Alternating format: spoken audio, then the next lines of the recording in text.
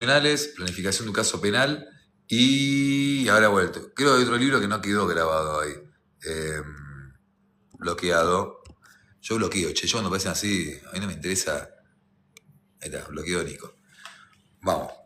Ahora sí, página 243, Manual del Abogado Defensor de Silvestroni.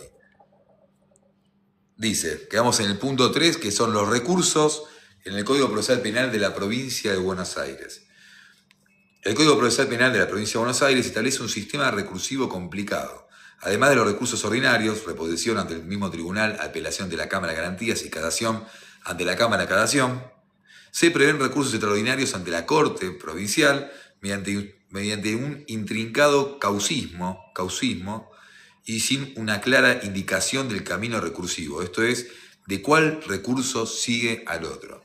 Qué bueno que diga esto el autor Silvestroni, porque es algo que nos pasa a todos cuando estamos en los primeros recursos, en la etapa recursiva, o también avanzado, de decir, ¿cuál de todo lo que tiene el Código Procesal, por dónde voy? ¿Cuál método ahora? ¿Qué hago? ¿Voy por la inconstitucionalidad? ¿Voy por la inaplicabilidad? ¿Voy por la casación? Así que acá está bueno porque estuve chusmeando la lectura, no la leí todavía, pero sí vi que está bastante... Porque cuando vi que hay recursos y que no sea tan engorroso, porque no, pero está bueno porque está resumido y está bastante práctico. En líneas generales, podemos remitirnos sin problemas a lo expuesto respecto a los recursos del Código Procesal Penal de la Nación, con las particularidades que se analizan a continuación respecto de cada recurso en particular.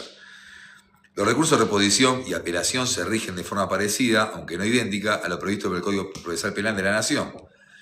Están regulados en el artículo 436 del Código Procesal Penal de la Provincia de Buenos Aires, reposición 439 de apelación, el plazo de 3 días para la reposición y el 5 días para la apelación. Y debe tenerse en cuenta que en el código los términos se cuentan por días de corrido y no hábiles. ¿Sí? Es una cuestión primordial de la diferencia entre un código y el otro. Y tengan en cuenta también que en de nación son 24 horas cuando es el tema de excarcelación. ¿Sí? Hay que saberlo porque eso, cuando uno litiga en un lugar va al otro, ese plazo se puede comer.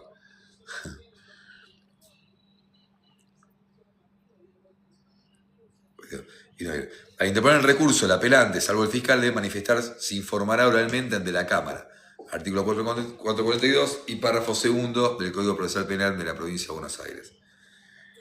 En la provincia de Buenos Aires, las cámaras de garantías son tribunales de alzada respecto a los tribunales orales y por ello algunas decisiones de trámite dictadas por estos pueden ser recurridas por vía de apelación. Por ejemplo, la resolución que resuelve la nulidad o recusación o el rechazo de una excarcelación o de un pedido de detención domiciliaria no es apelable, por supuesto. La sentencia, no, perdón, que un punto puede cambiar el mundo, un punto puede cambiar el mundo. Dice así, otra vez, de un pedido de detención domiciliaria, punto. No es apelable, por supuesto, la sentencia dictada por el tribunal oral, ya que contra ella procede el recurso que se analiza a continuación. Esto es algo básico, pero que todos tenemos esa duda cuando nos recibimos. Ante el tribunal, el recurso de revisión va a ser el casatorio, ¿sí? El recurso de casación es conceptualmente similar al que prevé el Código Procesal Penal de la Nación, con ciertas particularidades tales como la posibilidad de involucrar prueba conocida con posterioridad a la sentencia con motivo del recurso, lo que en el Código Procesal Penal de de Nación solo procede para el caso de recurso de revisión. Mirá qué bueno esto. El otro día con Agus hablábamos, ¿qué recurso era? Ahí está, me acuerdo. Estamos hablando en la cuestión que teníamos un recurso sobre una morigeración, pulsera electrónica, que había sido rechazada. ¿Y qué pasa? Al apelarlo, apareció una nueva prueba que tiene que ver con las pruebas con el tema de los riesgos procesales, no con la prueba de la culpabilidad o no del delito principal investigado. Sino entonces ahí decíamos, aportamos prueba, vamos a aportarla como parte argumentativa, porque también lo que estamos con el agravio se lo extiende. Entonces, vamos a esta parte.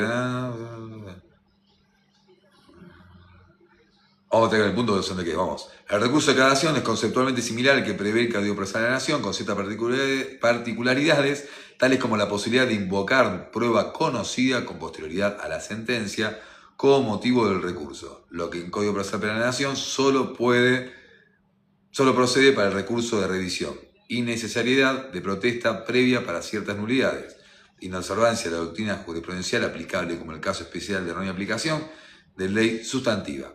Se encuentra regulado en los artículos 448 y 449 en cuanto a los motivos que lo habilitan en los artículos 4, 50, 52, 54 y 55. En los artículos de memoria no hace falta saberlo, hay que saber ubicar el código, saber encontrar dónde están las cosas nada más. Eran docentes que te obligaban a aprender el artículo de memoria. Y una introducción al derecho, si decías mal una proposición, un artículo no el artículo del número, sino un artículo de la ley, las iniciales, ya te bochaba.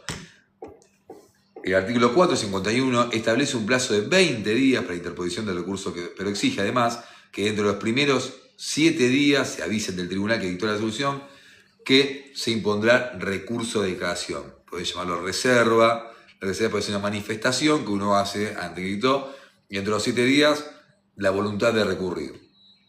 Y después, dentro de los 20, digamos, esos 7 días son contados dentro de los 20 días, ¿no? No son 7 y 20, son 7 días dentro de los 20 días que tenemos para después fundamentarlo. El recurso de cassación procede contra sentencias definitivas o equiparables a definitivas. Las sentencias, condenatoria, absolutoria, dictadas por el Tribunal Oral, es un ejemplo más claro. También un sobrecimiento dictado por la Cámara de Garantías o por el Tribunal Oral. Como vemos, procede de contradicciones que ponen fin a la acción, sobrecimiento, absolución, prescripción, aceptación de la excepción de la falta de acción o contra la condena del imputado. Y también contra otras decisiones que por vía excepcional y por el agravio que ocasionan, sean considerados equiparables a sentencias definitivas. Vamos a leer un ejemplo que acá tengo una cita, vamos a leer la cita. ¿Qué son las sentencias equiparables a sentencias definitivas? Acá hay una cita de un fallo que dice: así, por ejemplo, cuando se trata de una decisión que deniega la excarcelación en tanto restringe la libertad del imputado con anterioridad del fallo final en la causa, ocasionando un prejuicio que podría resultar imposible a la reparación ulterior, este procedimiento es equiparable a sentencia definitiva por afectar un derecho que requiere tutela inmediata. Es un fallo del recurso de cassación, recurso extraordinario de inaplicabilidad de ley, Suprema Corte de Buenos Aires, acordada 91.862 del 7 de julio del 2004. Además de los motivos expresamente previstos por los artículos 448 y 449, puede discutirse en el marco de este recurso todas las cuestiones que luego puedan habilitar un recurso extraordinario provincial o federal, y por supuesto las cuestiones de hecho y prueba que, conforme al criterio de Casal, infra 8.5, el imputado tiene derecho de que sean revisadas por el Tribunal Superior. En suma, el recurso, Estados Unidos gana 2-0. Yo le paso el tiro de data del Mundial. En suma, el recurso de cassación es un recurso intermedio, previo a la interposición del recurso ante la Corte Provincial, y pueden discutirse en él no solo los agravios de hecho y prueba y derecho común contra la sentencia del Tribunal Oral, sino todas las cuestiones que luego puedan ser materia de discusión ante la Corte Provincial o Nacional. Punto C. El Código de la Provincia de Buenos Aires prevé recursos extraordinarios ante la Corte Suprema Provincial, así como el artículo 479 del Código Procesal Penal de la Provincia de Buenos Aires establece que podrán deducirse ante la Suprema Corte de Justicia los recursos extraordinarios de inconstitucionalidad, nulidad o inaplicabilidad de ley. El proceso establecido para todos estos recursos es común y está regulado por los artículos 479 a 488 del digesto. Se interpone dentro del plazo de 20 días y previo aviso ante el tribunal que dictó la resolución dentro del 7º día. Es importante tener en cuenta que el artículo 482 dispone que se entiende por sentencia definitiva, a los efectos de procedencia de estos recursos, la que, aunque haya recaído sobre un artículo, termina la causa o hace imposible su continuación. O sea que no solamente lo limita al recurso propiamente dicho como infinitivo, sino a aquellas que... Esta última parece la solución más razonable, pero solo desde la óptica de la simplicidad, del orden que debería tener el proceso penal, porque es indudable que si pudieran interponer recursos diferentes, por ejemplo, casación e inaplicabilidad de ley contra la decisión del tribunal oral y luego, por ejemplo, otro recurso de inaplicabilidad de ley contra la decisión de casación, se generaría una telaraña procesal que perjudicaría a todas las partes. Si nos atenemos a la redacción ambigua de las normas, existiría una posibilidad teórica de utilizar estas vías simultáneas, aunque la Corte provincial sentó el criterio de que, antes de deducir un recurso extraordinario provincial, primero corresponde pasar por la Cámara de Casación. Ahí se zanjió un poco esa problemática. Hay que agotar la vía casatoria. También, respecto a los recursos extraordinarios ante la Corte Provincial, rigen las excepciones que permiten recurrir ciertas decisiones que causan un gravamen de tal gravedad que la tornan equiparables a definitiva. El criterio es similar al que habilita el acceso a la Corte Suprema de la Nación por la vía del recurso extraordinario federal, la Reserva Federal, artículo 48, ley 48. La jurisprudencia en la materia es muy causídica. Es prácticamente imposible establecer a priori un criterio general que permita delinear una doctrina judicial. Se ha denegado la procedencia de la vía para discutir la decisión de prisión, para discutir la nulidad de decisiones que permiten el avance de la causa, contra una resolución que rechaza una probation, contra el rechazo de una prescripción, si no se demostró la concurrencia en la situación excepcional. Insólitamente, se desestimó la posibilidad de discutir ante la Corte Provincial la procedencia de un juicio por jurados. Al respecto se dijo: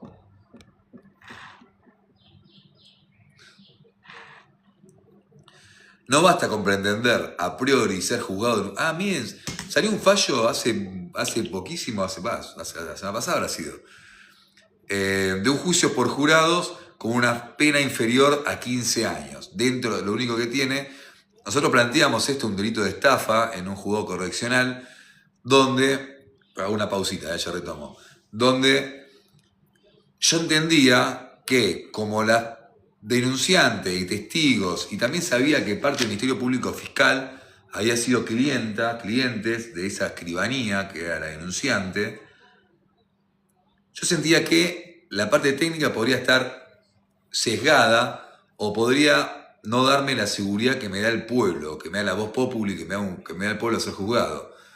Entonces planteé la inconstitucionalidad del artículo 22 bis, que es aquel donde establece que los juicios criminales son susceptibles de, perdón que voy pidiendo el partido, susceptibles del juicio por jurados. Y establece la pena, esta máxima que dijimos, a partir de 15. Ahora, si bien se flexibilizó, porque el jurado popular es jurado por naturaleza. Es jurado por naturaleza que la Constitución Nacional ya establece de hace parte, pero bueno, que el sistema muchas veces, con razón, la infraestructura nunca puede soportar. Y bueno, nosotros lo hemos planteado desde ese punto de vista un juicio correccional, que le digo, yo me leí todo el proyecto del juicio por jurados, la ley que lo habilitó y todo, y no encontré ningún fundamento más allá de la parte económica, la infraestructura, del orden judicial, la propia alimentación, pero no encontré ningún fundamento de que diga por qué un juicio correccional. Un juicio correccional no es una persecución, también es más grave una criminal porque es una pena mayor, ¿no? Pero yo aún, si no tengo antecedentes y me estoy siendo acusado de algo que yo me considero inocente, algo que yo me considero inocente, ¿por qué no puedo elegir ser juzgado por el par, por un jurado popular? ¿Por qué? ¿Cuál es la explicación, el fundamento que el legislador encontró para verlo? Yo no lo encontré. Si alguien lo encontró, no sé, pero más allá de los fundamentos que sí hay en el proyecto de ley que tienen que ver con la infraestructura y con la naturaleza del acto criminal. Pero no lo encontré. Lo recurrí, pido juicio por jurados o juicio correccional, me dice: doctor, ¿qué está diciendo usted? no al lugar. Planteo la inconstitucionalidad del artículo, hago esto y no me supieron contestar mucho, más que decir que estoy planteando algo que no es la normativa, está bien, yo estoy diciendo justamente que la normativa es inconstitucional, entonces tenés que responderme. Me fui a esta casación. Esta casación, después, como hubo un acuerdo de una salida alternativa en el cual nos beneficiaba y nos convenía a nosotros, ante el riesgo coso, desistimos del recurso. Desistimos del recurso que va ahí. Entonces, ahora cuando vi que un planteo similar al nuestro prosperó, nosotros fue un poco más jugado todavía. Porque este colega lo que hizo, no acuerdo el nombre, si no citaría con mucho gusto, lo hizo con juicio criminal por debajo de la pena que establece la ley. Y le dio en lugar, como diciendo, sí, la verdad que es medio caprichoso, medio capcioso. Decir, ¿por qué un delito de este daño no, este sí, este no? ¿Por qué? No es justificativo. Y lo dieron. Obviamente que si tenemos un juicio por jurado de todos los delitos, no alcanzaría los tribunales para poder establecer con la cantidad de denuncias que hoy no se filtran, ¿no? Bueno, retomo el párrafo. Recordemos, estábamos hablando de donde la Corte desestimó la posibilidad de discutir ante la Corte Provincial la procedencia de un juicio por jurado. Respecto dijo, este fallo es viejo, este libro es viejo. No es tan viejo, pero hay cosas que ya fueron un poco actualizadas y modernizadas, aunque es un librazo, es un librazo. Algo lo que dijo la Corte en su momento, que yo creo que cambió el criterio, pero voy a leer a ver si tengo razón lo que digo. No basta comprender a priori ser juzgado en un juicio por jurados, sino demostrar luego de haber sido juzgado conforme al proceso establecido para todos los justiciables, que se violaron o menoscabaron por la aplicación de dicho sistema de garantía de la defensa y el debido proceso. Máxime si el establecimiento del juicio por jurado de la República ha quedado supeditado al dictado de la legislación pertinente. Artículos 24, 75, inciso 12 y 118 de la Constitución Nacional. Y la Corte Suprema de Justicia, intérprete final de la Constitución, tiene derecho a que estas directrices constitucionales no imponían al Congreso un término perentorio, con lo cual la instrumentación era discrecional para dicho poder. Suprema Corte de Buenos Aires, jueces Negri, Roncoroni, Genau, Bogan y Pettigiani. Un recurso de inconstitucionalidad del 6 de octubre del 2004. Pero me apoyé un poco la espalda que estaba molestando. Bueno, este precedente demuestra lo azoroso y arbitrario de los criterios para establecer lo que es una sentencia equiparable definitiva.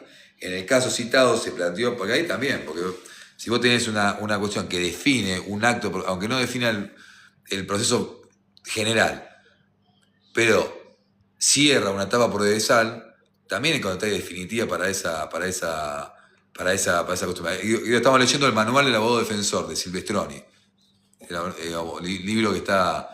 Lo empezamos a leer, muchos se suenan en todos lados ahora, pero está muy bueno y es práctico.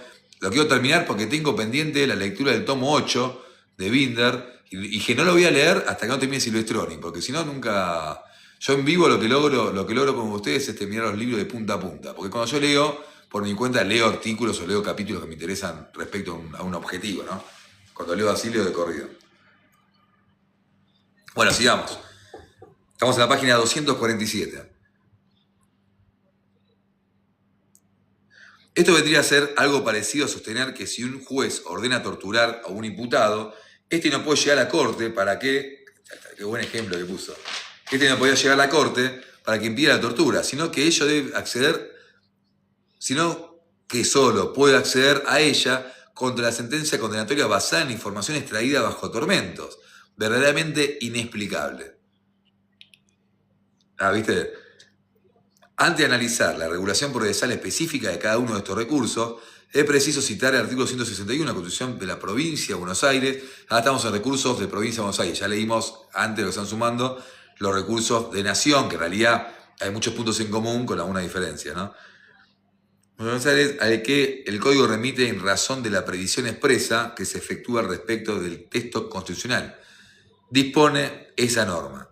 Artículo 161. La Suprema Corte de Justicia tiene las siguientes atribuciones.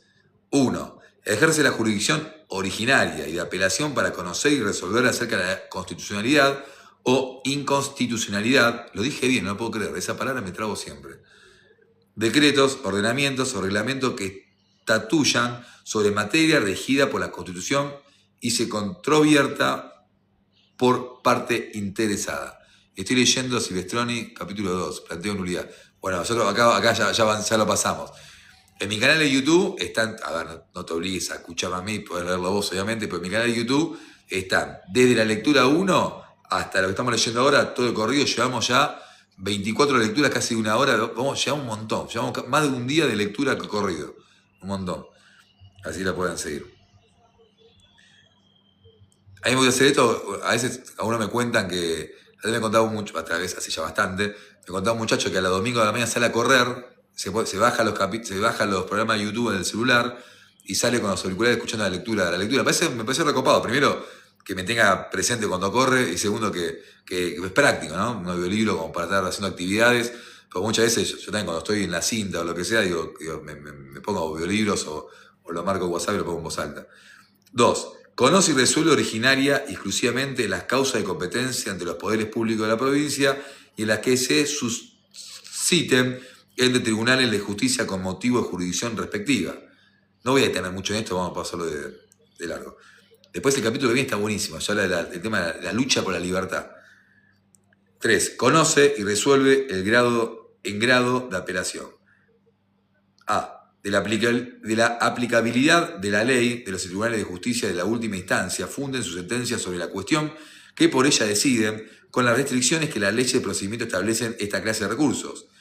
B. De la nulidad arguida contra las sentencias definitivas pronunciadas en última instancia por los tribunales de justicia cuando se alegue violación de las normas contenidas en el artículo 168 y 171 de esta Constitución.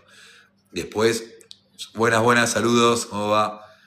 Después hay una verdad también, de todo lo estoy leyendo yo, no se olviden algo que está por fuera del libro, que cada jurisdicción tiene su propio código, su propio librito, de algunas cuestiones que a veces manosean, manipulan, siempre se va a manipular todo para conveniencia del sistema, jamás para conveniencia del imputado, ni de la víctima tampoco, ¿no? Sino del sistema. Así que estés atento. Lo dice alguien que está litigando ahora en Corrientes también. Procesal, sí. Sí, estamos en la parte procesal. Creo que esa es la pregunta que estaba haciendo, ¿no? Receptando el mandato constitucional del Código Provincial, regula estos recursos del siguiente modo. Vamos a leerlo esto, porque está bueno saber las bases de las cosas. El recurso de inconstitucionalidad, ya lo dije bien 2 veces, está previsto por el artículo 489 del Código Procesal Penal de la Provincia de Buenos Aires, que remite directamente al artículo 161, inciso 1 de la Constitución Provincial. Este recurso de inconstitucionalidad es procedente por diferentes vías. Una de ellas es originaria, directa ante la Corte, cuando se demanda ante ella la inconstitucionalidad de una ley, decreto, ordenanza o reglamento. Otra vía es la apelación, que la Constitución consagra de forma amplia y no solo contra las sentencias definitivas del último tribunal revisor. En consecuencia, como dijimos, sería teóricamente posible deducir un recurso de inconstitucionalidad contra una sentencia condenatoria de un tribunal oral, de forma paralela a la interposición de un recurso de cassación contra la misma sentencia. Y como se dijo, esta doble vía da pie a que se genere un enjambre recursivo, ya que la misma sentencia puede ser atacada simultáneamente ante 2 tribunales diferentes, Cámara de Casación y Corte Suprema Provincial, siendo que uno de ellos, la Corte, a su vez puede entender luego contra la solución de Cámara de Casación. Pero como vimos, la Corte Provincial insinúa un criterio diferente. Ahí lo aclaró. Te iba a decir eso, porque la Corte va a decir, vaya, agote la vía recursiva de casación antes de llegar acá. Antes de golpearme la puerta a mí, agotar la vía. Y encima cuando llegás a la corte, te ponen, no, escribió con Time New Roman letra 11, archivado. Hay cosas que ya hay, la cultura del trámite, el exceso de formalismo, todo lo que se hace en instancias anteriores, la corte todavía no lo aplica.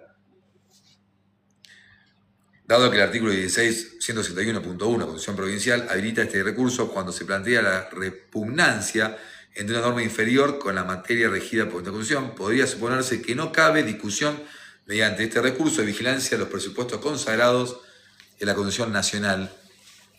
Porque también uno puede hacer la inconstitucionalidad de normas directamente, de la Corte y no pasar. Yo cuando lo planteé siempre no independientemente del caso que yo estoy llevando, sino por un caso que estoy llevando, lo planteo dentro de la causa. 2. El recurso extraordinario de nulidad está regido en el artículo 491 inconcordantes con remisión al artículo 161, inciso 3, letra B de la Constitución Provincial, que ya hemos citado y que establece los recaudos fundamentales. En primer lugar, que se trate de una decisión definitiva de un tribunal de última instancia, que el ordenamiento procesal vigente no es otro que la Cámara de Cadación de la provincia. En segundo lugar, que se alegue la violación de los artículos 168 a 171 de la Constitución Provincial. El artículo 168 establece: los tribunales de justicia deberán resolver todas las cuestiones que le fueran sometidas por las partes, en la forma y en los plazos establecidos al efecto por las leyes procesales. Bueno, ponele. Los jueces que integran los tribunales colegiados deberán dar su voto en todas las cuestiones esenciales a decidir. Para que exista sentencia debe concurrir mayoría de opiniones acerca de cada una de ellas. Y el artículo 171 dispone: las sentencias que pronuncien los jueces y tribunales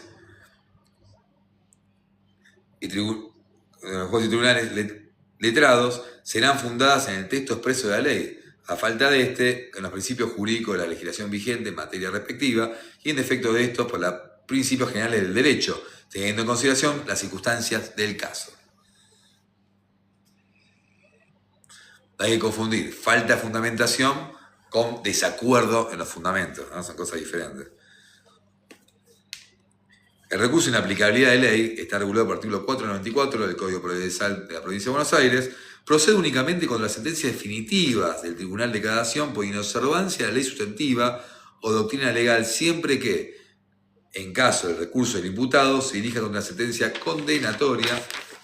Yo tuve mi primer recurso de esto fue con la doctora Patricia Perello, en una sentencia condenatoria a un docente en el Aparato Judicial de Morón. Facu, no estás lejos, quedate tranquilo, no estás lejos. Es cuestión de tiempo, de dedicación, de que te guste. Después llega. A mí me gusta cuando me dicen estas cosas porque yo digo, me da un mensaje y digo, che, para tanto, no, nada que ver. El mérito o acierto de la edición atacada está vinculado con presuntos errores de juzgamiento. Solo puede ser introducido por la vía del recurso extraordinario o de inaplicabilidad de ley. Lo bueno de tener un poco de preparación y el tiempo es que hoy en día hay... No, vamos a salir de ahí. Pero ya está, yo ya vi todo. Ya la última vez que vi que un defensor pidió la detención de los otros defendidos,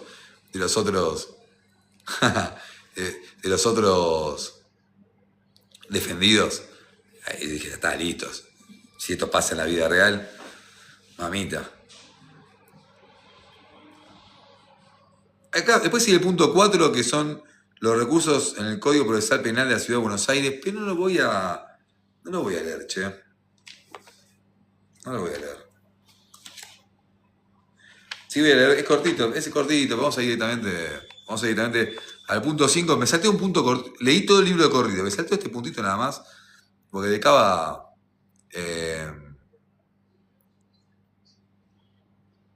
Sí, claro, obvio que sí. Escribí en privado. Yo defiendo lo que sea, donde haya una defensa, ahí estamos. Y que quieran contratar los servicios y quieran pagarlo, ¿no? Punto 5. El recurso contra la sentencia. Este punto me interesa. Vamos a ver acá. La posibilidad de deducir un recurso contra la sentencia definitiva involucra directamente la garantía de la doble instancia, consagrada expresamente en los artículos 8.2h de la Convención Americana de Derechos Humanos y en el 14.5 del Pacto Internacional de Derechos Civiles y Políticos.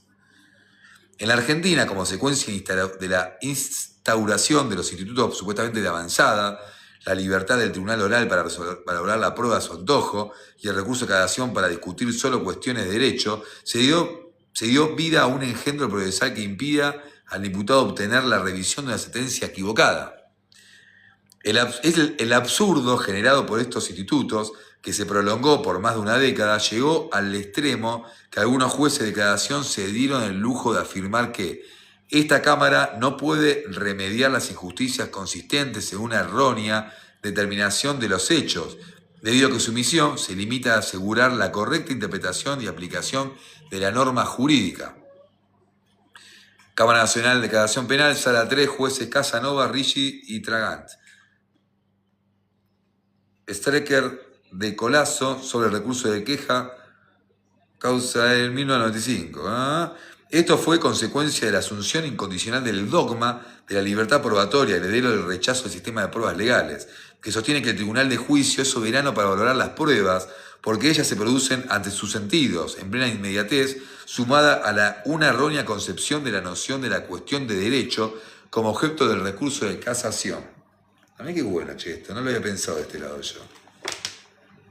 Ambas nociones están perfectamente evitables. No existe obstáculo material alguno para examinar los criterios de valoración de la prueba utilizados por el tribunal de juicio, salvo que el obstáculo sea la propia decisión de no hacerlo, como tampoco existe la aplicación para que estos supuestos del artículo 456 hayan merecido una interpretación tan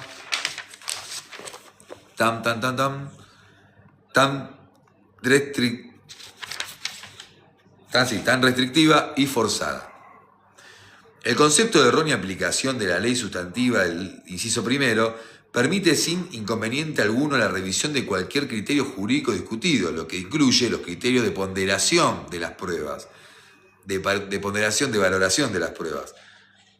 Después de todo, el propio Código Procesal dispone cómo deben ser valoradas al consagrar el artículo 398 la regla sana crítica. La sana crítica, el tema también. Hay una cuenta en la voz que responde esas preguntas y se viraliza. Esta no es, chino. Pero, libertad. ¿Qué le impedía a la cagación echar mano al artículo 398 y de las discusiones jurídicas en torno a las reglas de valoración probatoria para permitir una revisión acorde con la garantía de doble instancia? Nada se le impedía, salvo, como dije, la propia voluntad de no hacerlo, que llegó al extremo de negar la revisión incluso en cuanto al monto de la pena, como si ello no se tratara de un problema de derecho. Recordemos que se encuentra regulado por los artículos 40 y 41 del Código Penal. Y haciendo caso omiso de la referencia, eso es importante de estudiar, el artículo 40 y 41, para que le gusta penal, que lo hace en la facultad y eso, tiene que estudiarlo bien. Después uno lo pasa por alto en la facultad y es recontra aplicable también para el litigio más la parte ya de juicio, ¿no? Muchos luchamos contra ese sistema, planteado la inconstitucionalidad de las reglas concretas que supuestamente impidían la revisión de las cuestiones de hecho y de prueba, pero todo fue en vano. Nada pudo evitar que durante más de 10 años las cámaras de cagación se dedicaran sistemáticamente a elaborar los más sofisticados argumentos interesados a explicar la razón por la cual, en franca violación de las normas constitucionales, no se tomaría el trabajo de revisar la justicia e injusticia de una sentencia condenatoria. En esa época era muy cómico leer los fallos de cagación y advertir que su gran mayoría versaban sobre cuestiones de admisibilidad del recurso, es decir, sobre una simple cuestión burocrática, formalista, totalmente alejada de las problemáticas reales de las personas sometidas a juicios penales. Cambió un poco, tampoco cambió mucho. Mientras más dogmatismo, mientras más páginas tenga la condena, más arbitrariedad escondida hay. Revisala, porque cuando tiene mucho que para decir Gregorio, porque los juristas están escondiendo en sus palabras confusas la arbitrariedad. A veces lees párrafos y decís, ¿qué dijo este chabón? ¿Qué está diciendo? Las profundas e importantes discusiones de derecho de fondo, que se suponía que los jueces de la cagación debían tratar, brillaron por su ausencia. Una página oscura de la historia de la justicia menemista, en la que el principal Tribunal de Justicia Penal del país fue transformado en una sorda oficina burocrática encargada de impedir que los justiciables pudieran acceder a un adecuado servicio de justicia. Fue necesario un cambio radical en la Corte Suprema y un ventarrón de fallos garantistas para que la Cámara de Cagación modificara cuanto menos un poco sus viejas mañas. Hay un poco política en este párrafo, que está bien, yo comparto, pero esto no cambió por menemismo. Esto continuó. Hoy en día, por lo menos, tenemos la posibilidad de recurrir una sentencia condenatoria injusta, mediante un recurso sencillo en que todas las cuestiones de hecho o derecho pueden ser discutidas. Ello es así, tiene que ver con el fallo Casal, en virtud de lo resuelto por la Corte Suprema del fallo Casal, justamente, cuya lectura completa es recomendable, que en punto medular del voto mayoritario, en el considerando 34, sostuvo, me gusta, vamos a leer un poquito de Casal, que en síntesis, cabe entender que el artículo 456 del Código, me bancan un minuto, no se bancan, me voy a prender la luz porque me quedo oscuro, me quedo chicato. Ahí vengo, ¿eh? Hola, Cele, te había visto, pero no te quise. Ahí vengo, ¿eh? Voy a prender la luz.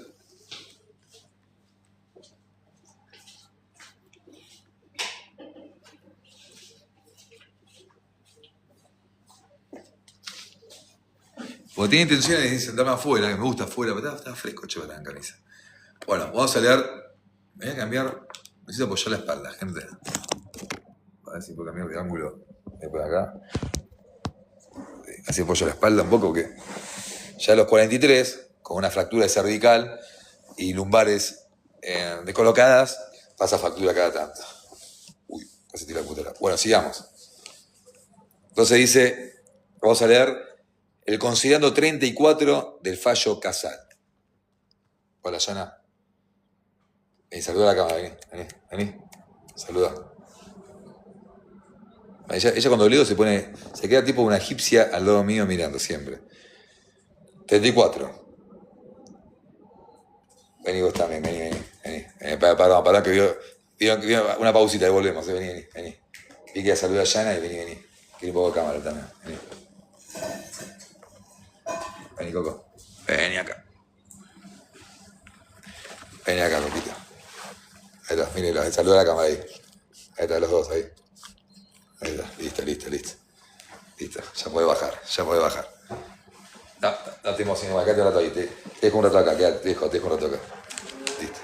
Mirá cómo era, lo dejé a Coco en el sillón y se fue Yana. Bueno, considerando 34. Sostuvo. Estamos hablando del fallo Casal. Me estoy dejando los bigotes, tengo un tic que me pasa cuando dijo que me... ¿Viste lo que es?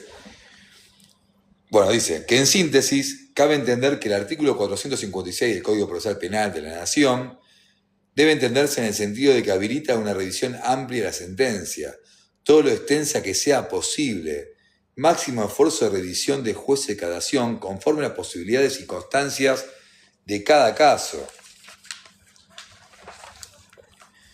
Particular y sin magnificar las cuestiones reservadas a la inmediación, solo inevitables por imperio de la oralidad conforme a la naturaleza de las cosas.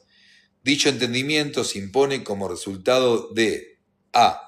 Un análisis exegético del mencionado dispositivo que, en modo alguno, limita ni impone la reducción del recurso casatorio a cuestiones de derecho. B. La imposibilidad práctica de distinguir entre cuestiones de hecho y derecho, que no pasa de configurar un ámbito de arbitrariedad selectiva. C. Que la interpretación limitada o amplia de una materia del recurso debe decidirse a favor de la segunda, por ser esta la única compatible con lo dispuesto por la Constitución Nacional, inciso 22, artículo 75, artículo 14.5 del Pacto Internacional de Derechos Civiles y Políticos, 8.2h de la Convención Americana de Derechos Humanos y D. Ser también la única compatible con el criterio sentado en los dictámenes del Comité de Derechos Humanos de la Organización de Derechos de las Naciones Unidas y en sentencia con la Corte Americana de Derechos Humanos. Acá se me cocina ahí con esto. Bueno, bien. O 7 puntos, creo que era che. Sí, no se acuerdo. 7 capítulos que terminar. A las 7 de la tarde no se pierdan el programa de Inteligencia Artesanal, que va a estar el doctor Rusconi. Yo tengo intenciones de terminar de leer el libro y irme a hacer un poco de ejercicio mientras miro al programa. Bueno, sigamos y terminamos. Bueno, este fallo marcó una verdadera revolución que obligó a la Cámara de Casación a cumplir su función constitucional. No hubo renuncias masivas ni destituciones de mal desempeño de quienes durante más de 10 años se dedicaron sistemáticamente a convalidar sentencias condenatorias sin molestarse en examinar si eran correctas o incorrectas. Los jueces siguieron en sus cargos, pero tuvieron que comenzar a trabajar. Era justo que lo hicieron después de tantos años de cobrar sueldos de los más altos del Poder Judicial a cambio prácticamente de nada. Bien, Silvestroni. Sí, me acuerdo, ahí lo vi. Aparte lo tengo en el celular ahora. El abogado defensor debe tener especialmente en cuenta ese derrotero de la jurisprudencia en la Cámara Nacional de Casación Penal. Muchos jueces siguen siendo los mismos que durante años convalidaron criterios restrictivos e inconstitucionales. Muchos de esos criterios subyacen veladamente y hay que estar atentos para exponerlos cuando aparecen, porque ello otorga un argumento federal suficiente para acceder a la Corte Suprema por la vía extraordinaria, por violación del derecho a la doble instancia.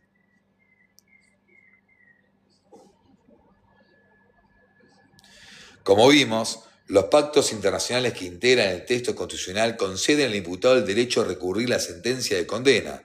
El derecho es amplio y no puede estar restringido de discutir cuestiones de derecho o de naturaleza federal. Cualquier aspecto del fallo condenatorio puede ser recurrido y así fue reconocido por la Suprema Corte en el ya citado fallo Casal. Si bien esto nos tiene que llevar a relajarnos o a relativizar algunas exigencias, hay cuestiones que ya no pueden permitirse. Por ejemplo, si uno no establece el punto de la Reserva Federal y hay una cuestión federal de fondo, recurrís igual.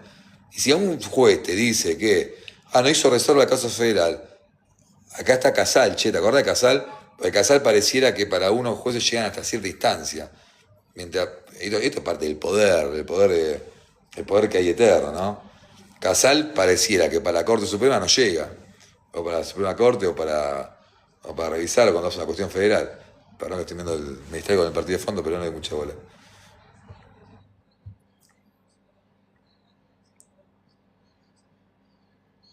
No obstante, la amplitud existente en materia recursiva, sería prudente que los abogados defensores confeccionaran sus recursos enfocando como argumentos esenciales aquellos que se relacionan con cuestiones constitucionales o con arbitrariedad derivada de la violación de las reglas de sana crítica racional. Antes de Casal, los defensores nos veíamos obligados a disfrazar las discusiones de hecho y prueba en planteos de arbitrariedad.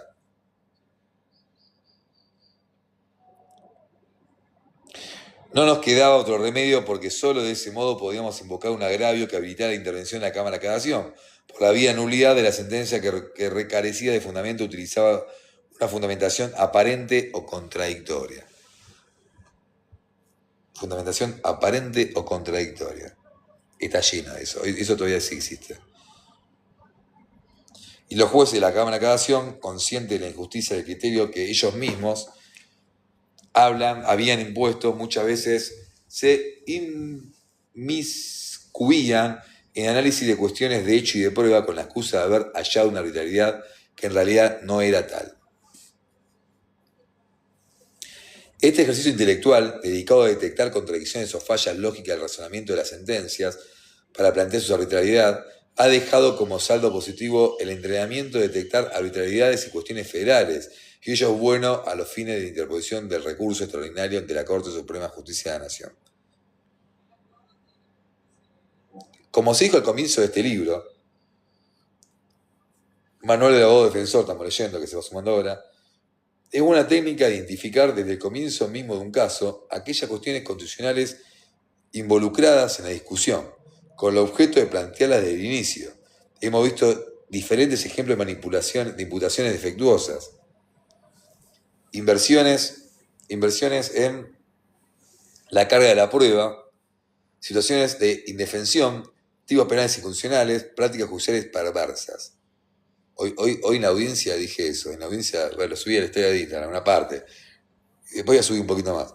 Pero justamente estamos en un sistema perverso, diabólico, que se centroalimenta todo para justificar cuestiones que en la realidad, que el abogado litigante que está presente ahí, se da cuenta que un montón de normas que suenan divinas, que son nuevas algunas, con sistemas Ziegler y todas cuestiones que no funcionan. Digo, escuchar que se presenta hoy en la audiencia de Habeas Corpus, se presenta el coordinador de esta, dice, no, sí, porque hemos evaluado y dice, no me mientas a mí, porque yo sé que las revaluaciones semestrales que exigen la servicio penitenciario no las cumplen, o son un copy-page, no, hay que ponerlo, eso hay que ponerlo. Es saludable que desde el primer acto la defensa del defensor identifique y combata sus vicios, no solo con el objetivo de obtener un sobrecimiento, nulidad o una sentencia absolutoria que pone al cliente, sino teniendo en mente que ante una decisión adversa será necesario recurrir en cagación y eventualmente ante la Suprema Corte y que estos recursos exigen una protesta o reserva federal previa. Las cuestiones constitucionales vinculadas a la valoración de la prueba y con la aplicación del derecho común, que mayor chance tiene de permitir un recurso de la Corte, son las que tienen que ver con el principio de inocencia, que pueden generar una lesión de indubio pro reo, con el principio constitucional de culpabilidad, que se va lesionando cuando se incurre en la sanción basada en responsabilidad objetiva o cuando no se acredita debidamente la vinculación subjetiva del imputado de derecho. Una de las luchas clásicas de los abogados defensores durante la década infame de la Cámara de Casación fue la relacionada con la vigencia del principio indubio pro reo. La Casación consideraba que la aplicación del principio era una cuestión de valoración probatoria en la que no podía inmiscuirse. Solo lo hacía por vía oblicua, sin mencionar el principio, para evitar sentar un precedente peligroso. Hace poco tuve una audiencia en cámara por la parte de la querella, que justamente yo al cliente le he dicho, digo, mira, yo te agarro el muerto este procesal, te lo trato de revivir, pero ten en cuenta que el concepto, yo te tengo que cobrar esto. Ten en cuenta que la posibilidad de que esto prospere son complicadas. ¿Pero por qué? No porque va a estar mal planteado, sino porque hay que ver si Casación abre la puerta a esto, al acceso a la justicia en estos parámetros. No porque no tenga tu razón de ser, sino porque también este precedente abriría una compuerta de cuestiones. Yo digo, ¿lo intentamos? Vamos para adelante. Bueno, dicho y hecho, nos rechazan el recurso diciendo que no era procedente.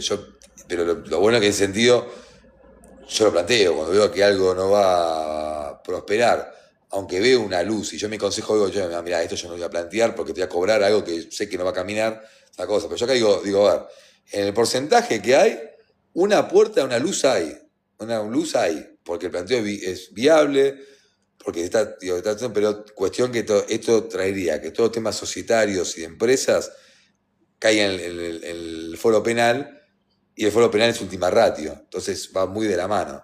Lo entendió, se comprendió, pusimos todo, hicimos todo y bueno, no prosperó, pero aparte del consejo que uno dio también, ¿no?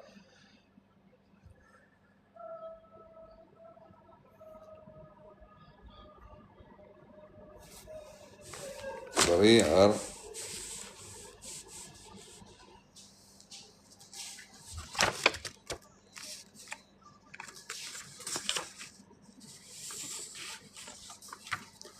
Bueno, vamos me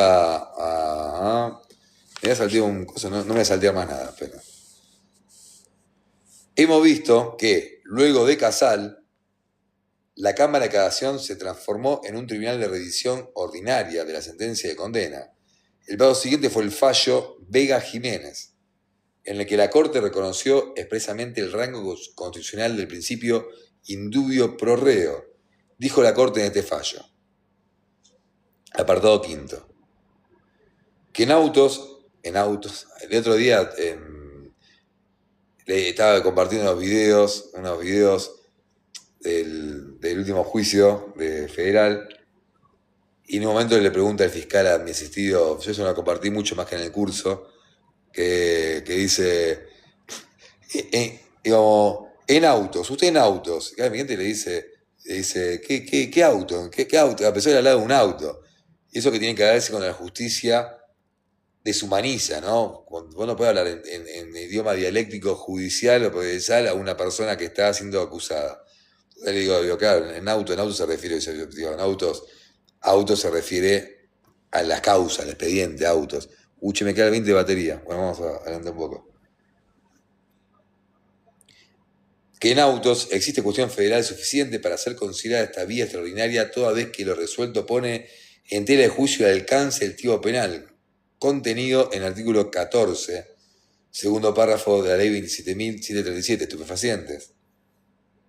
El artículo 14, inciso 3 del artículo 48, aplicación de fuego federal conforme al artículo 6 de la ley 4.055, comprometiendo el principio de indubio pro reo. Que el artículo 14 de la ley 23.737, obvio.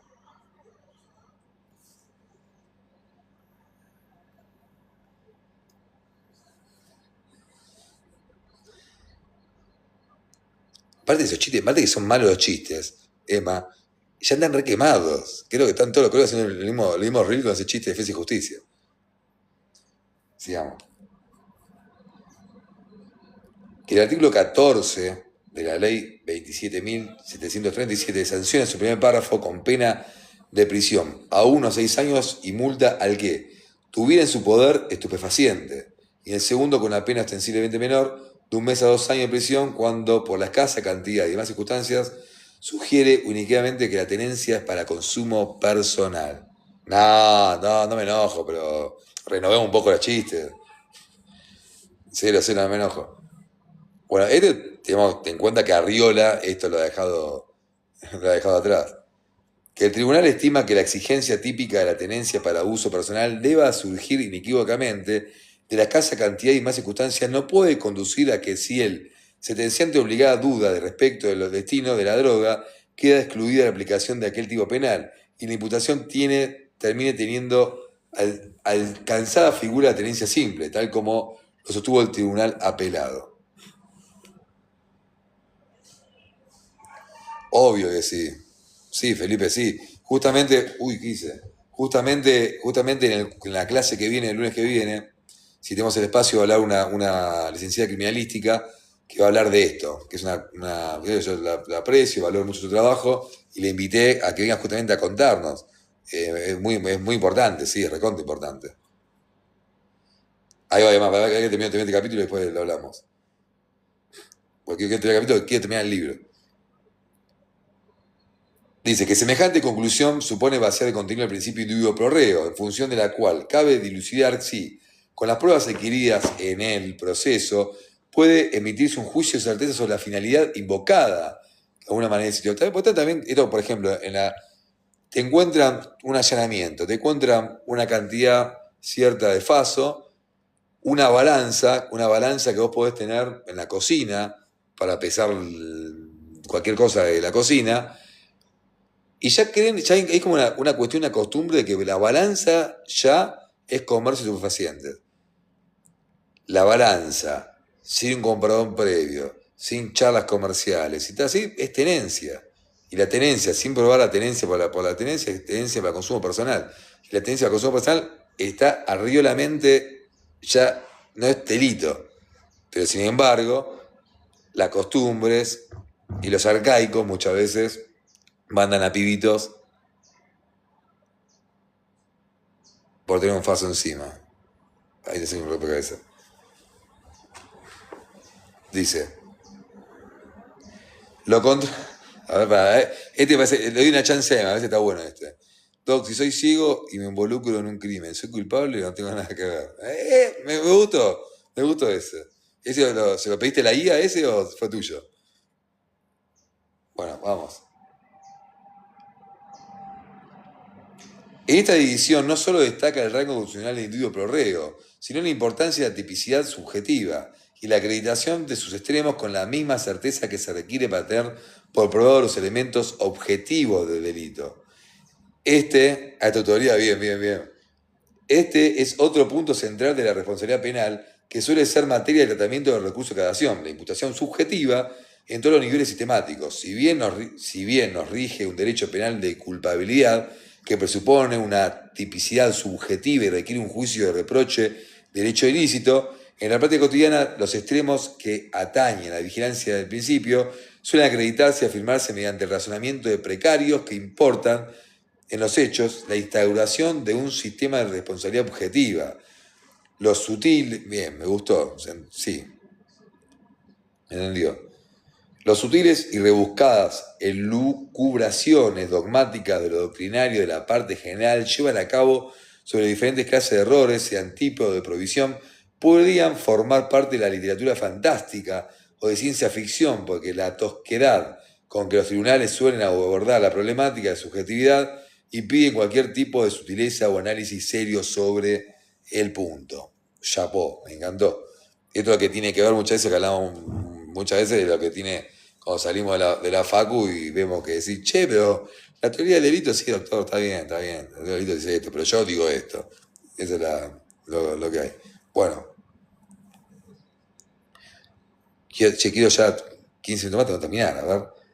Como ejemplo de la jurisprudencia que hace valer el principio de culpabilidad, es ilustrativo el fallo de la Corte Suprema, el recurso hecho deducido por la Administración Nacional de Medicamentos y Alimentos, Tecnología, Medicina de la causa Laboratorios Adrómaco S.A. sobre infracción de la ley 23.730, la ley 14.463, el cual el procurador, a cuyo dictamen adhirió la Corte, sostuvo lo siguiente. Es larguísimo este fallo.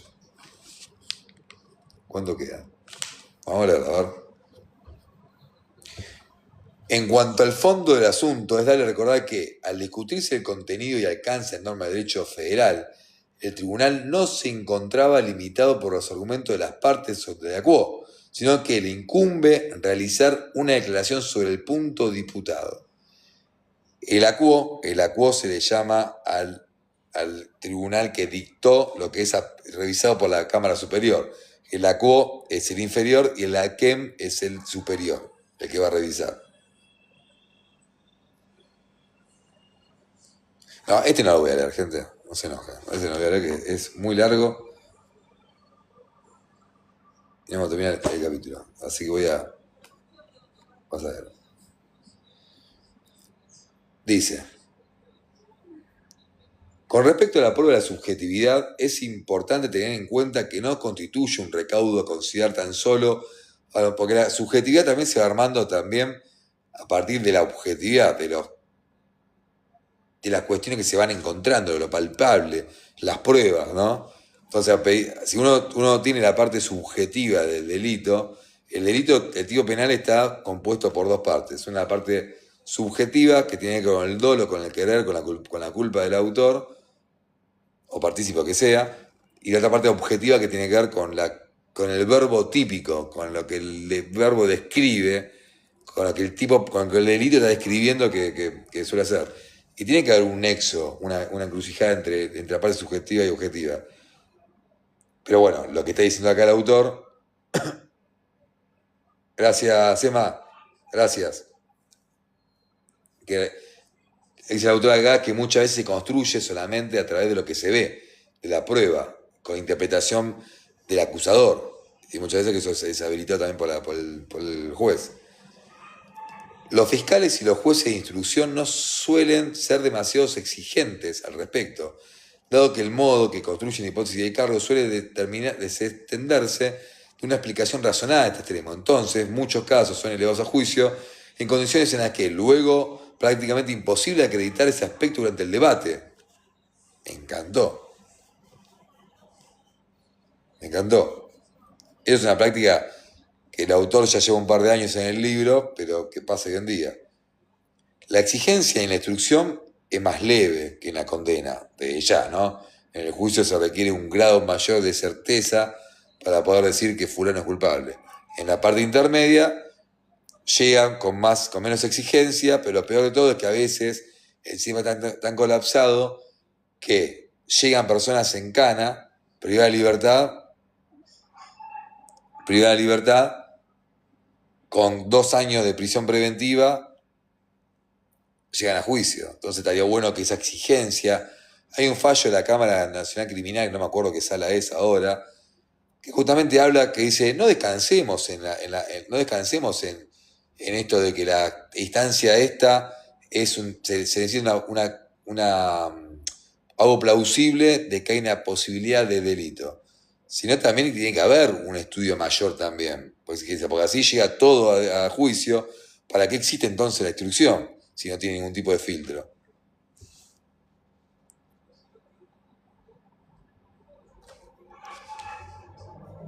Me estoy con la causa de que estoy ahora en Corrientes, ¿no? Justamente pasa mucho esto. No voy a entrar ahora porque este es vivo de lectura. Tiene una causa que estoy enfrentando ahora como defensor. Justamente hay mucha construcción de la dialéctica fiscal. De la dialéctica fiscal que se basa por los canales, se pasa por todos lados hablando y va instalando una historia que cuando vayamos a la parte de pruebas y evidencia no la puede sostener. No la puede sostener. Pero bueno, no nos metamos ahí. Hablo de la causa de Logan. Si por lo que no saben, estoy como en la parte de la defensa ahí. Los fiscales y los jueces de instrucción no suelen ser demasiado exigentes, yo lo leí, perdón. Es importante que los defensores pongan en resalto este aspecto a la hora de discutir los actos de impulso del proceso y una buena manera de hacerlo demostrándole a los fiscales los problemas prácticos que se generan luego a la hora del juicio como consecuencia de una construcción de imputaciones defectuosas. Para ello, me parece interesante citar un dictamen de la Fiscalía Federal del Tribunal Oral emitido en el acta de acuerdo en juicio abreviado, en el que la propia Fiscalía postula una absolución basada precisamente en la vigilancia indubio pro reo y en la posibilidad de tener por acreditado el dolo al acusado. Es importante esta cita porque nos permite inferir un estándar probatorio que luego podríamos utilizar en contra de los propios fiscales que utilizan un estándar diferente. Esto lo subrayamos, gente. Esto lo subrayamos. Página 259. Esperen que voy a buscar el subrayador. El subrayador, el resaltador. El subrayador lo bauticé. Acá está. Acá tengo el subrayador. Dice. Página 259, tal cual.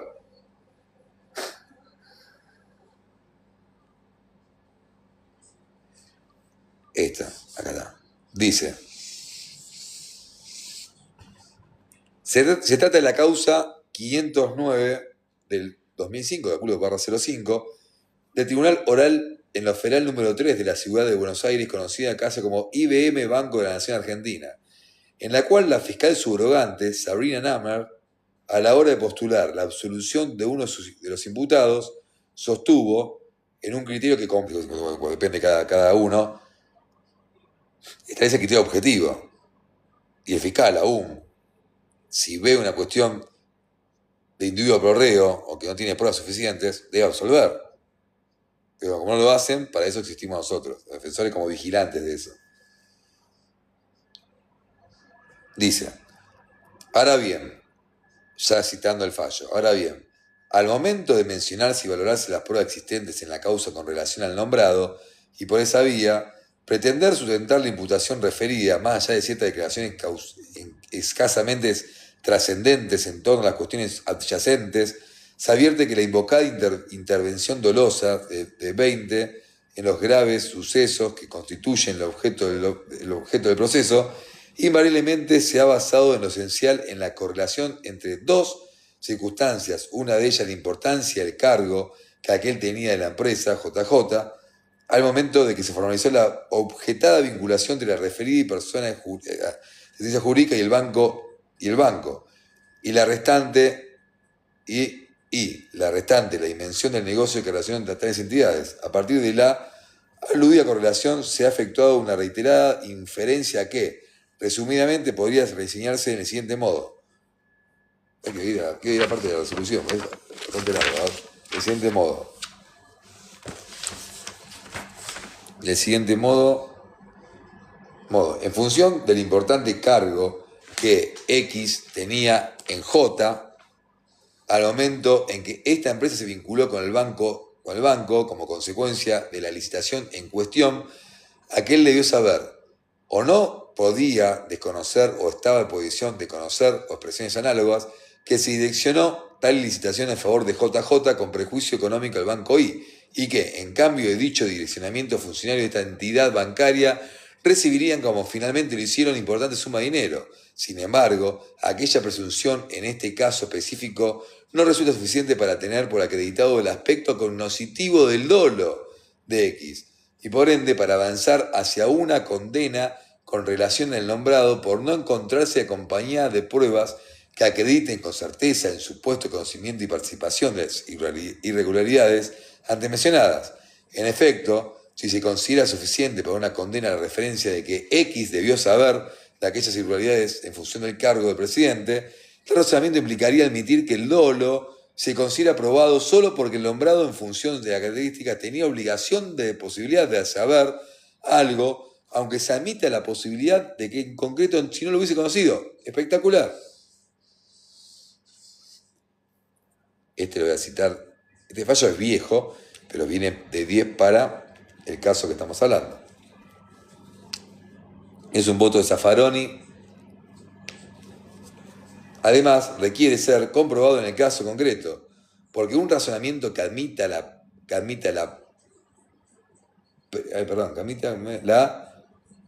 praesmutio doli en algún caso podría quebrantar, desde el punto de vista del derecho sustantivo, el principio de culpabilidad.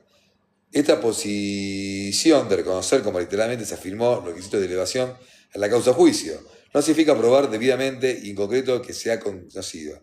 La inferencia del dolo de X aparece en el resultado de una cadena de silogismos, de manera contraria al establecido por las reglas del régimen de evaluación de la prueba en el ámbito penal, que establece la validez de un dato de la vía indirecta y mediante una presunción, siempre y cuando esta base de un hecho cierto, conocido, y no por un hecho o circunstancia de la cual puede, mediante operación lógica, inferir la existencia de otro.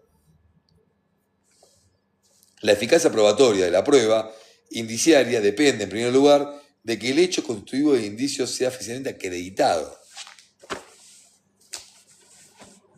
La importancia de este dictamen excede la problemática del estándar probatorio exigido para acreditar el dolo al momento de la sentencia, puesto que, teniendo en cuenta que la Fiscalía afirmó que la realización del juicio no podría disipar la duda, el argumento se torna relevante para atacar autoprocesamiento y elevaciones a juicio en las que el caso presenta en sí mismo un cuadro probatorio. El razonamiento que debemos utilizar en etapas procesales que, igual te digo que, no sé con esto, nosotros hemos conseguido absoluciones en la etapa de instrucción, en el cierre de instrucción, sin llegar al juicio. Acá hay jueces que también que se animan a hacerlo, pero bueno, no todos.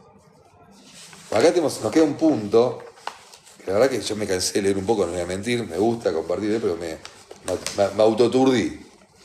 Qué buen tema que hay ahora. Queda re poquito, vamos a seguir. Vamos a hacer una pausita. Aunque pueda salir del vivo,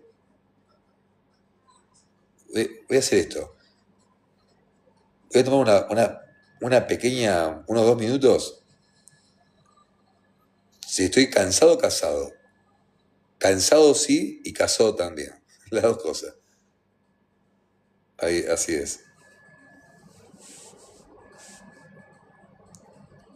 Vamos a seguir despacito. Así terminamos. Quédate este capítulo, che. Ya arrancar el otro con el que sigue. Sí, queda poquito. Es un tema que me interesa. Es el camino hacia la Corte Suprema. Me imagino lo que el autor va a decir. Que debe tener, por esto que hablamos hace un rato, ¿no? Que a veces para que la Corte tiene más exigencias a veces que caen en el propio imperio de la teoría del exceso de ritualismo o rigurosidad en el trámite. Porque para llegar a la Corte tenés que valer un balambo, hacer un ritual, mirá. O sea, que la carátula, que el tamaño de la letra, que todavía hay un montón de exigencias que son absurdas para mi punto de vista, pero bueno, uno las termina respetando, ¿no? Porque uno quiere llegar a la resolución. Bueno, vamos a avanzar. El camino hacia la Corte Suprema. Dice, todos los tribunales del país, vamos, seres, todos los tribunales del país están obligados a aplicar como ley primera la Constitución Nacional. Nuestro sistema se rige por el denominado control difuso de constitucionalidad, en virtud del cual todos los jueces deben declarar cuando corresponde la inconstitucionalidad de una norma, en su aplicación a un caso concreto. Esto quiere decir que la constitucionalidad de la norma la puede dictar cualquier juez cuando la detecte. ¿Sí? No hace falta llegar al máximo tribunal. El máximo intérprete de la Constitución es la Corte Suprema de Justicia de la Nación, pero para poder acceder a ella con un planteo de constitucionalidad es necesario que el planteo haya sido previamente articulado ante los tribunales inferiores y que se haya instalado una sentencia superior tribunal en la causa que resuelva sobre el punto. De oficio pedido aparte, las dos cosas puede ser. Las dos cosas puede ser. A pedido aparte, sí, pero sí, pero si la justicia interpreta la norma inconstitucional, la puede plantear también.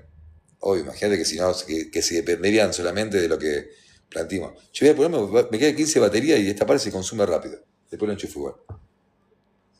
El máximo intérprete de la Constitución Nacional, la Suprema Justicia, pero para poder acceder a ella hay que agotar las vías. Ya lo dijimos.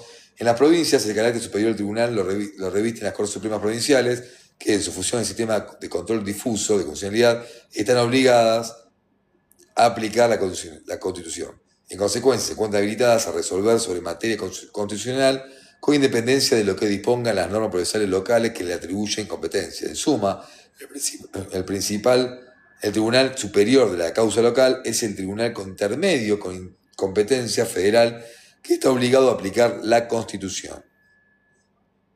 Por esa razón, cuando pretendemos hacer valer el derecho constitucional, debemos efectuar en la primera oportunidad procesal un planteo dirigido al juez de primera instancia para que lo resuelva, formulado expresa Reserva Federal. Y la decisión adversa debemos mantener luego el planteo y la reserva en los tribunales superiores por las diversas vías recursivas correspondientes. Si alguna norma establece un tribunal se encuentra imposibilitado de resolver sobre cuestiones federales, esta norma debe ser tachada de inconstitucionalidad. Ello en razón de cualquier limitación procesal a la competencia constitucional de los jueces impide la vigilancia de la pirámide jurídica consagrada en los artículos 28 y 31 de la Constitución Nacional.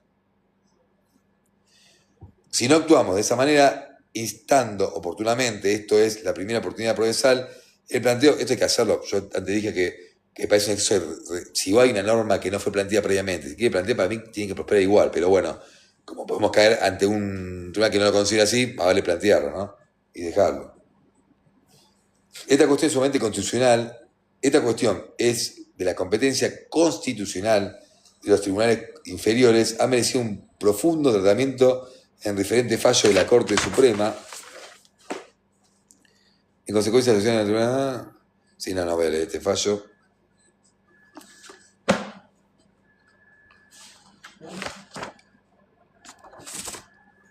Bueno, un fallo que es interesante, vamos a leer lo que se interesa. Si no, si me canso dejo leer y listo, porque si no, no quiero dejar fuera de esto. Dice, es preciso tener en cuenta los siguientes precedentes. Todo aquel que desea utilizar la vía extraordinaria deberá como ineludible requisito previo expresar sus agravios federales ante el Superior Tribunal de Providencia y en caso de existir obstáculos procesales locales para dicho planteo deberá impugnar su inconstitucionalidad ante el citado Tribunal Provincial. Las decisiones que son aptas para ser resueltas por vía del artículo 14 de la Ley 48 no pueden ser excluidas del propio juzgamiento por el órgano judicial superior de la provincia. Ello significa que todo aquel que desee utilizar la citada vía extraordinaria deberá como ineludible requisito previo expresar sus agravios federales ante el superior tribunal de la provincia y en caso de existir obstáculos procesales locales, para dicho planteo deberá impugnar su constitucionalidad ante el citado tribunal provincial. Eso es un fallo de Aubin, apoderado, listo. En el contexto de este estándar jurisprudencial, la Corte expidió sobre este punto el recurso de aclaración sobre el caso Giroldi. Exactamente, la ley 48, artículo 14 de la ley 48. Giroldi, que es el fallo 318-514, en el que se declaró la inconstitucionalidad de los límites recursivos previstos en el artículo 457 del Código Procesal Penal de la Nación y se sostuvo que la forma más adecuada de consagrar la garantía de doble instancia en materia penal prevista por la Convención Americana de Derechos Humanos es declarar la invalidez constitucional de la limitación establecida en el artículo 459, inciso 2 del Código Procesal de la Nación, en cuanto vea la inadmisibilidad del recurso de cassación contra sentencias de los tribunales en lo criminal en relación del monto de la pena. No obstante, el puesto criterio Giroldi, la Corte consagró una jurisprudencia ambigua en materia de cancelaciones con respecto al concepto superior tribunal en la causa. Ello fue consecuencia del fallo Rizzo, en el que se admitió el recurso extraordinario contra la decisión de la Cámara Federal, que confirmó el rechazo de una excepción de prisión. De este modo, y ante la ambigüedad jurisprudencial, el abogado defensor que pretendía recurrir a una decisión de la Cámara de Apelaciones de un tribunal oral se denegaba la libertad, se encontraba ante la disyuntiva de seguir el precedente Rizzo o que la Corte declarara bajo luego el de Giroldi. Que es lo que esas cosas, esos cambios, como que había muchas cuestiones que se daban.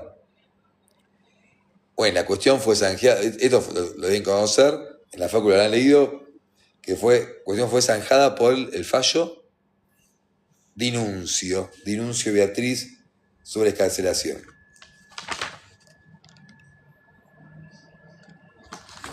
Dice,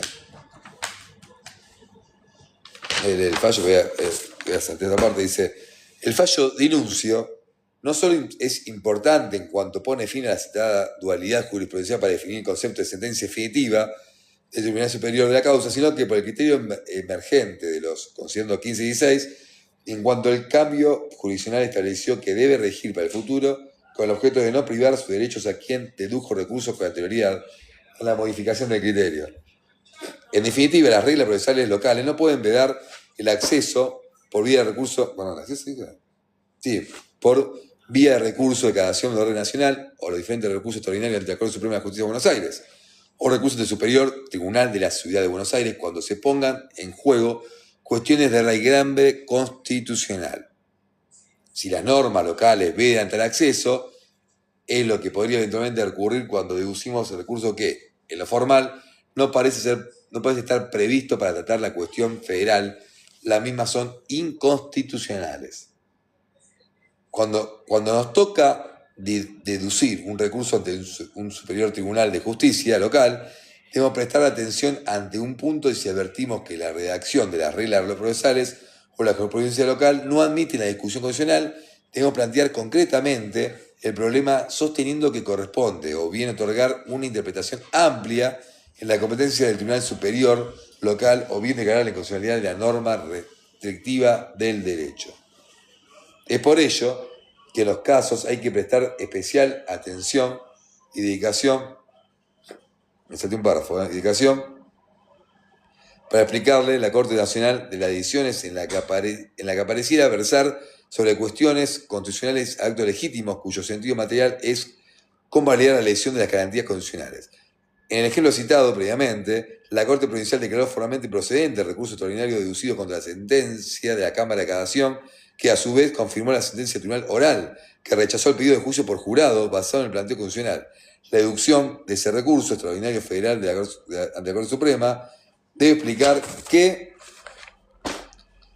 esa última decisión tiene como sentido jurídico material resolver en contra de la vigencia de una garantía constitucional. En el caso, la garantía de ser juzgado por un jurado.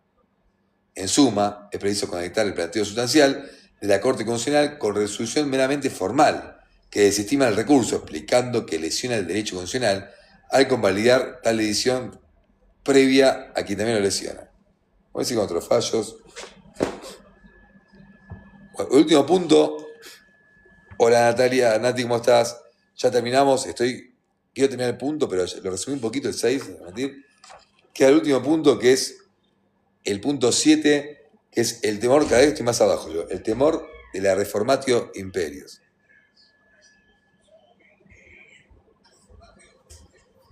Llegamos a este punto y listo, ¿eh? ¿Qué? ¿Eh?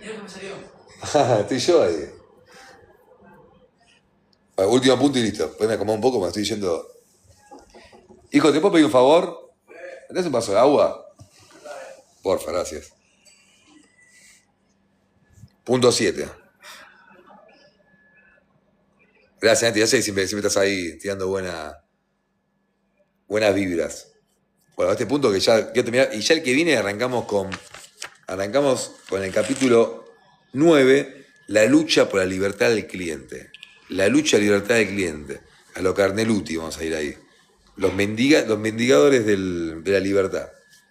Bueno, vamos con el punto 7 que ya quiero terminarlo. Que a las 7 arranca la inteligencia artesanal, ¿eh? Hay que mirarlo, hay que hacer el aguante ahí, va a estar buenísimo. Atrás conseguimos a mi referente, ahora tenemos el referente de Lucas. Que yo a Rusconi, la verdad, sé que es buenísimo. He leído muy poquitas cosas, pero quiero leer después, cuando termine el 8, quiero leer a Rusconi. Acá, hijo. Bueno, gracias. Vamos al punto 7 rápido, vamos. El temor de la Reformatio Imperius. En teoría, sí, Maxi está a 19, tengo entendido.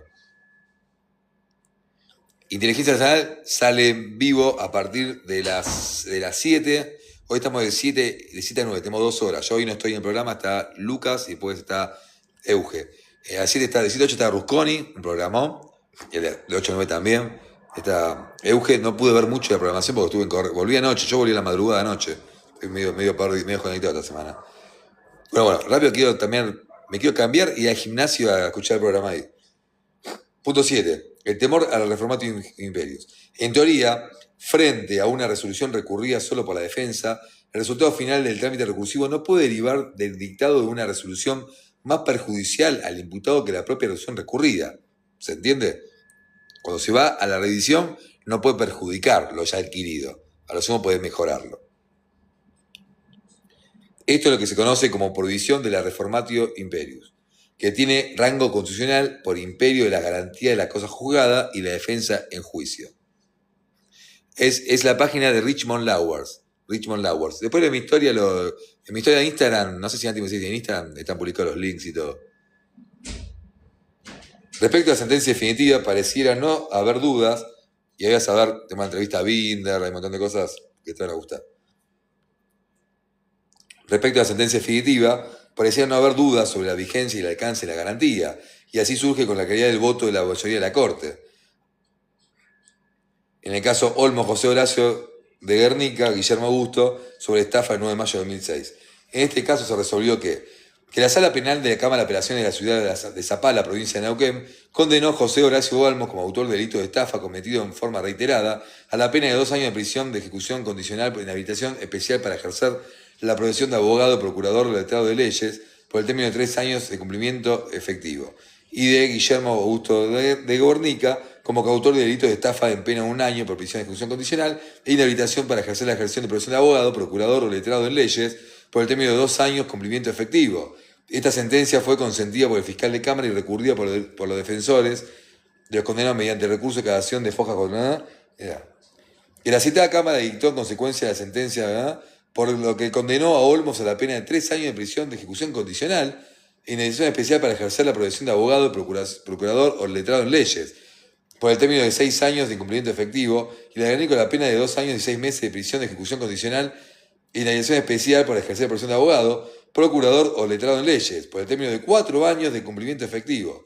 Esta sentencia también fue recurrida por los defensores en los condenados mediante recurso de cassación a foja 572-587, que luego fue rechazado por el Tribunal Superior de Justicia de Pronunciamiento, ¿no?, contra esta sentencia. Se interpuso recurso extraordinario federal, que fue concedido únicamente en cuanto a la alegada violación de prohibición de la Reformatio Imperius, que según la doctrina establecida de la Corte, la prohibición de la Reformatio Imperius, cuando no media recurso acusatorio, tiene jerarquía constitucional, por lo cual toda sentencia que ignore este principio resulta inválida, en tanto importa una que ha sido dictada sin jurisdicción, afectando de manera legítima la situación obtenida del causado a merced del pronunciamiento consentido por el Ministerio Público Fiscal. ¿Me entiendes, no? Ahí la fallo le había aumentado la pena en vez de mejorarla. Entonces son cosas que han pasado y se han construido por la realidad. El sistema de garantías, principio de inocencia y todo no existe porque hubo un garantista que Zaffaroni se levantó un día, inventó el garantismo y todos estamos Zaffaroni. No, existe desde años, milenios antes de Zafa. Porque la historia romana, griega, coreana, uso poder, Corea del Norte, Argentina, chilena, todas siempre hubo uso de poder en todos lados, en todas las manifestaciones de tipo de gobierno. Libertario, democrático, kirchnerista, mireísta, macrista, acá no hay nada de eso. Ni hablar de los gobiernos autoritarios, ¿no? Pero me refiero más que nada a eso. Entonces, insiste por algo. Bueno, sigamos, punto aparte. Exactamente. Totalmente, Celeste. Bien, Celeste, te felicito que aprobaste progresar penal. Vamos todavía. Este fallo sienta un criterio claro en cuanto al que el juego de la sentencia es definitiva, aun cuando ésta se anula a instancias de un recurso de la defensa, la nueva sentencia se dicte jamás podrá ser perjudicial para la original, porque ésta mantiene su vigencia, por lo tanto beneficia al imputado. Dicho de otro modo, la sentencia no recurrida por la acusadora brinda un marco que no puede ser excedido por ninguna sentencia ulterior. Tiene en suma ultraactividad aun cuando sea anulada. Vamos, gracias a la lectura, dice Cera ahí. No te me escribí, ayer me hace un audio, te agradezco, está bueno ver que suma. Porque son muchas horas, che. Yo antes sumaba cada hora que leía y le iba a compartir una historia, no le hice más a cuenta, pero son muchas horas que uno le dedicó a esto. Sin embargo, lo voy a poner en privado cuando tenga 10 libros más leídos, lo voy a poner en privado y voy a cobrar abonos. Mira. Sin embargo, la práctica cotidiana demuestra que este principio no se respeta de igual modo durante el recurso del proceso y sobre todo el dictado de decisiones de mérito. En tanto, el caso Trotti, Gustavo Rafael, sobre el recurso de inconstitucionalidad. Qué grande. Así se sostuvo. La doctrina que prohíbe la reforma del pronunciamiento en perjuicio del acusado sin recurso acusatorio violatoria de la garantía de la defensa en juicio del artículo 18 de la Constitución Nacional. Tiene aplicación respecto a la sentencia de carácter definitivo y equiparables a ellas por sus efectos, mas no puede regir con relación a las decisiones anteriores al fallo final y menos aún cuando se trata de autos esencialmente modificables o reformables en el curso del proceso. El curso del proceso, como lo es el que queda el procesamiento del imputado. Ya nos queda poquito, ¿eh? ¿Cómo pasó la hora?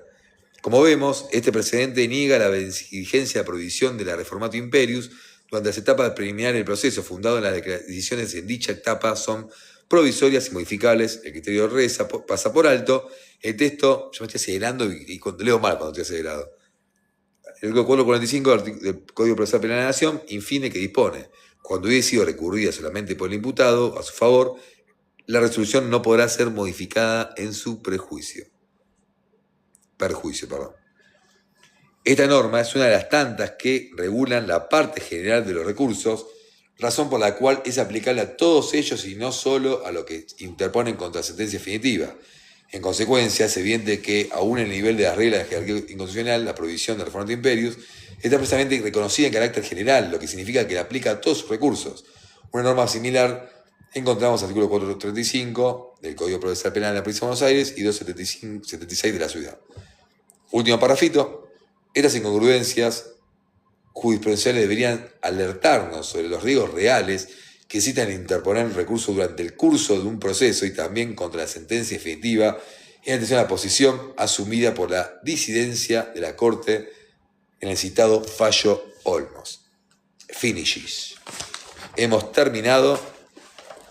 Arrancamos por el capítulo. Luego, hoy no creo hoy. Capaz que a la noche, una cosita, capaz que a la noche hoy, a mi hijo le dije a cenar, digo, vamos a cenar 8, que sé que estuve en Corrientes. Ven campeonato, sé qué, estoy con los chicos. Bueno, ya uno tiene que acostumbrarse que hay una edad que es difícil. Bueno, página 271 en la próxima que... Gracias, Nati. Vamos a leer capítulo 9, la lucha por la libertad del cliente. Me gusta. Ya queda poquito, a ver qué queda después. Creo que quedan 2 capítulos más, a ver. El cliente. Este es un capítulo bastante larguito que estoy viendo. Y después queda capítulo 10, otras contingencias. Bueno, listo. Adiós. Nos vemos la próxima.